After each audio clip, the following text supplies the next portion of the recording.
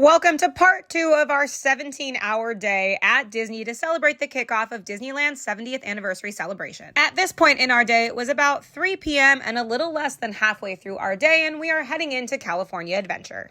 Inside California Adventure, our first stop was to pick up a couple of mobile orders for new drinks that were released at Hollywood Lounge for the 70th anniversary, and then we got in line to meet Phineas and Ferb. We met Phineas and Ferb a little bit after 3:30, which gave us just enough time to also head over to the Disney Junior Theater, where we got to see the brand new show, Mickey Mouse Clubhouse Live. After Mickey Mouse Clubhouse Live, we had good timing again, and we were able to get a spot for the 5 o'clock parade for Better Together. After the parade, it was actually time for another dining reservation over at Magic Key Terrace, where we were going to do the World of Color dining package to get preferred seating for World of Color happiness. What was interesting at this point was it was almost 6 p.m. and there were actually still virtual queues available for World of Color happiness. Because of this, only a couple people in our group ended up doing the World of Color dining package, and I'll show you later where the viewing spots were for the people who had virtual queue and for those of us who had the dining package preferred viewing. And unfortunately, overall, we were not impressed with Magic Key Terrace. It took almost 2 hours to eat there, and they ran out of the dessert that we were supposed to get for our dining package.